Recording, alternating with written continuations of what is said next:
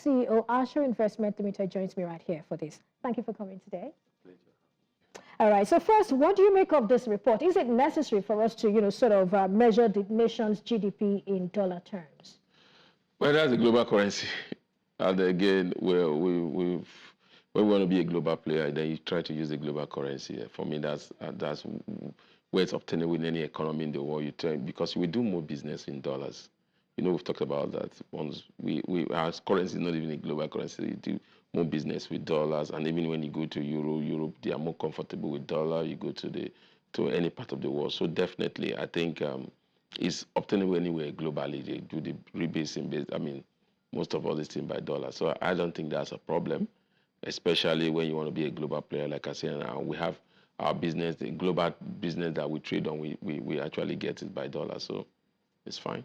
All right, so with the 3.46% growth we saw in Q3, a lot of persons, had so many things to say about it, saying it wasn't good enough or that it's not good enough. So what percentage growth are we supposed to see that will reflect that there is actually inclusive growth? Well, if you want to look at it, we will be looking at a 7% and thereabout, because that's what we even before now. That's what we're enjoying, between 7.6%, 7.3%.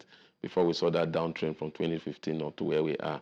And again, if you look at where we were before, 1.19 to where we are today, that's huge an improvement. But again, yeah, we are not there yet. So 3.4 is good from where we are coming from. And then you look at when we achieved the 7.6%, what was the exchange rate?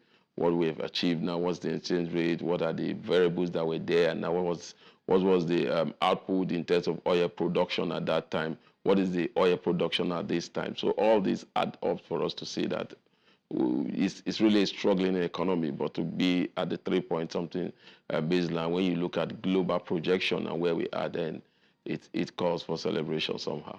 Well, I like what you say, talking about the, that's a production, oil production. These are some of the things we're actually supposed to be looking at, because at the end of the day, when you disaggregate this GDP growth, it feels like it's not inclusive. It's just about, some sectors, maybe the financial services sector, and we know why, because these are the sectors benefiting from the monetary policy of the federal government. So at the end of the day, what should be done, to ensure that we're seeing robust growth, we're seeing growth that is inclusive, that's not just driven by, maybe a particular policy that's only working to the benefit of a few sectors here and there. But sure, globally, there's always policy that favors some particular sector.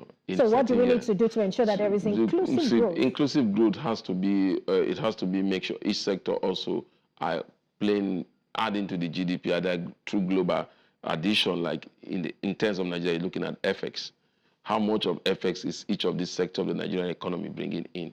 So that we begin to see an exclusive growth. And that cannot be done. The players in some of those sectors also need to know what to do to become a global player. Because what you see, some of these sectors are nationalized sectors. They just deal with only within the space. So they are not adding in terms of effects to the economy. And like we just say, you're talking about global currency. You're talking about how much you can earn outside the shore and bring it into this country. That's what determines the kind of growth people want to see in your economy, give them a lot of confidence. So yes, for now, we have not seen that diversification. Even when we see it, you see little. I was going through the foreign direct investment report, and you see some states are earning $120,000 in a year. Some states, it's practically, that tells you that's the same thing that's happening when it comes to the economic terms also, where you don't see that addition in terms, like you pointed out, being inclusive in terms of being that big player to help the economy grow. All right. See, the federal government is actually thinking of rebasing the GDP methodology. I mean, for some of us that have watched closely the rebasing of unemployment, we're skeptical. We're asking, what we are seeing is a change in number, a statistical change in number, which does not necessarily reflect what's happening. I mean, we're seeing an unemployment rate that's sort of reduced. Meanwhile, this is the time where the Manufacturers Association of Nigeria is saying that, hey, so many companies have closed shop. We're also seeing multinationals saying, hey, we can't continue here. They're either exiting or closing down some operations in some places and leaving some. So when you look at all of this, aren't you worried about this rebasing, or based on what we saw in 2014, the 2014 rebasing of the GDP, do you think this is a good one? Well, rebasing ordinarily is supposed to be done yearly. And then the United Nations said at least in developed economy, they do it yearly. In developing economy, they do it every 5 years. That's how you're supposed to do rebasing. And so that's answer that do we need to do rebasing. Now, the methodology is a different thing altogether. And like you talked about the employment report, I mean, that methodology used is what is used in developed country. And now we didn't even channel it, we didn't look at it. See, we keep on talking about the precarity of our own environment. We didn't even take that into consideration when we're doing that. This is our methodology.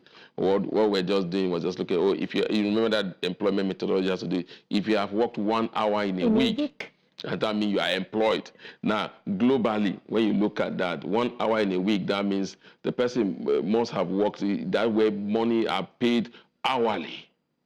And then if he works one hour in a week, he's also looking at other areas that is taking off him. Maybe he has a family, he has children to take care at home. He has to, maybe at that 1 hour was the time that maybe the wife or the husband were able to take care with their children at home. So there are little precarity in those other economies that we did not put into our own. Just say, if you work 1 hour a week, then you are employed. Then what about the wages for 1 hour in a week? Does it tally? So, you know, that is, for me, that was pushed to the former DG Yemi Kale, and he rejected it. He said, based on our precarity, that cannot be done. But that's what is used, and everybody knows that is the true reflection.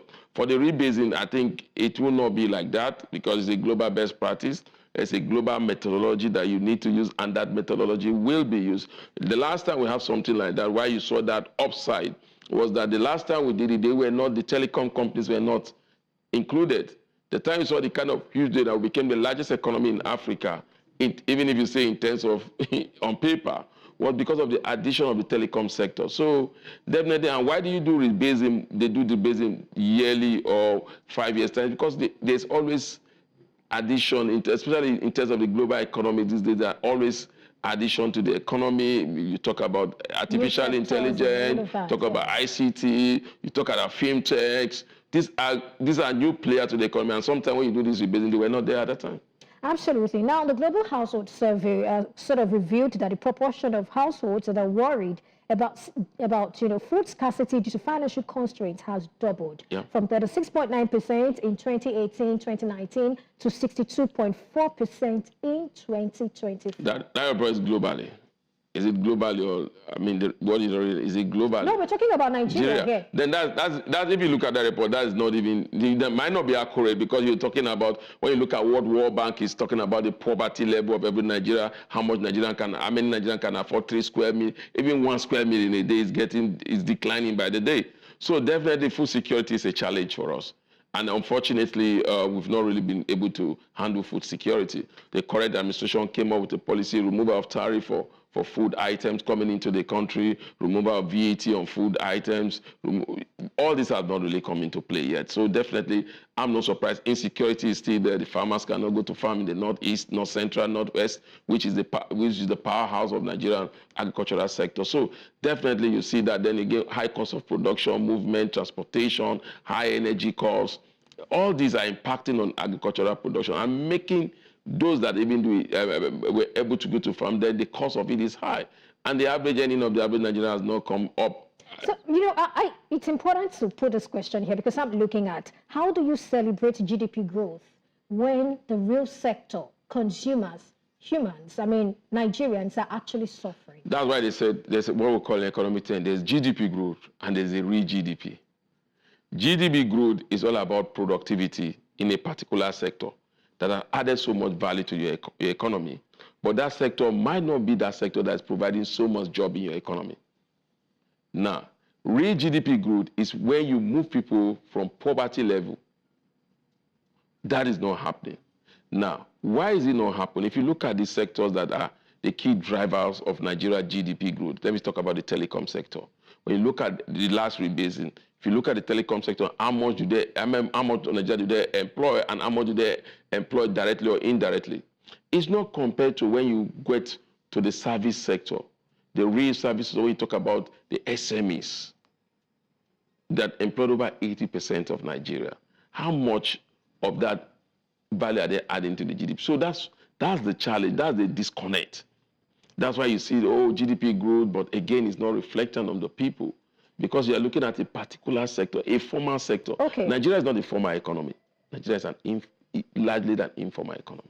All right, talking about this, I'm sort of looking at, the reforms of the federal government, which of course it sort of boasts of, and then we see what the monetary authority is doing on the one hand. We cannot tell it not to do what it is doing, even though it's just favoring some sectors. Now, for these sectors that are very important to, the real economy, do you think the fiscal authority is taking necessary steps to address issues here? We're talking about a tax, reform bill that we think would maybe change a thing or two. Yeah. And then the conversation, the debate, the skepticism, the pushback has been alarming. How do we then move to the next level?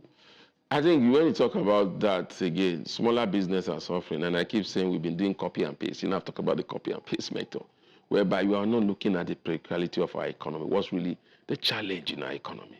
Who are the key drivers? You don't just hike rate. When you hike rate, you kill a very productive sector in Nigeria, the small scale sector, the SMEs, the smaller businesses, which now starve them of fund because cost of funding is high. They can't expand, they can't create more jobs. Then you see unemployment comes in. Now, how do you help those sectors? It's not left for the physical side. Like you said, the tax reform bill was meant to help that sector. The removal of household tariff was meant to, food tariff was meant to help that sector. Energy, again, high cost of energy. How much has it impacted on that sector? Huge. What are you doing? The only thing you can do, if you want to look at the energy cost, when you bring down the exchange rate, you stabilize the exchange rate, energy costs will come down. So those are part of it. So it's more or less the physical side. And when you look at what the monitoring side is doing, normally that's what is global best practice. But like I always say, the monetary side should also look at the peculiarity of your environment. We've been hiking rate with the US, with the UK. Today they are out of inflation. We are going nose diving more into inflation because we are not addressing the core fundamental of our inflationary challenge, which has to do with the exchange rate. Inflation can be driven by supply and liquidity. Ours is not driven by supply and liquidity because if you remove liquidity from the system, you are killing the informal sector. It's largely driven by liquidity. Now, you look at the exchange rate, it's also there. You look at cost of production, it's there. You look at microeconomic policies, high interest rate, it's affecting them. You look at your tax reform, that's supposed to go, it's not going to find. And as it stands now, sorry, I don't think that bill will see the light of its day in the way it is prepared, which was to empower. People are not looking at that bill critically. It's going to help empower the people because if you want to earn more as a government, then you need to empower your people for consumption. Because VAT is all about consumption. Consumption is all about empowerment. If I'm not empowered, I don't have finance, how will I consume? That I will not go to that. That's why the citizens will move to Lagos, whereby they will be able to earn a living, and they will consume in Lagos, and Lagos will earn it because it's called value-added tax. So you look at that bill has so much to do. It's for smaller business especially. Even larger business were not left. Company income tax was reduced from 30% to 25%. So and that will create expansion. But politics is taking, and I almost say the president media team also did not handle issues very well because they allow, I jokingly told them, in local parlance, they say now first go police station and they win case. So the politicians are the first that came out and cry out loud about this stuff because the media team of the president did not enlighten Nigeria. Now most people are now following the political class. So what they are doing now is damage control. All right. There's a lot to say about that. Now, on Nigeria's goal of achieving $1 trillion economy, do you think it is well on its path to achieving it? Perpetual, yes, somehow. Okay. When you look at it financially, you always talk about the financial space, the banks. They are the first key driver to drive any global, when you want to achieve globally, you start with your financial sector. And you can see the reform that is going in, the recapitalization of the banks, the inflow of foreign direct investment into the bank, the expansion of the banks into Africa, into Europe, into North South America, North America. So for me, that's a key But point. But are these banks still doing their, financial intermediation role? Irrespective of all these you're talking about. You see, when it comes to financial intermediary rule, then the physical side and the monetary side has to help them accomplish that. Because again, I always say banks are in business to make money. So you have to also create, the CBN has to make sure they do their monitoring side very well. The physical side also has to make it conducive for them to do long-term borrowing. And if you don't have space for long-time borrowing, you look at mortgage. Mortgage in developed countries for 30 years. And here in Nigeria, the best you can get is 10 years. So why is it like that? It has to do with the physical side of the economy and the monetary side also. So if you want to really, really enjoy the benefit of your economy, you want your economy to really feel in the financial sector to really play a key role. They cannot play it alone. You also, the physical side, have to do what you have to do. The monetary side has to do what you have to do, either by reduction in MPA or CCP. All those things are very necessary to let that sector really blossom and then add to that intermediate that you're talking about, so that cost of loan funding will be low, then consumer funding will be there. Look, Nigeria is a consumer-driven economy.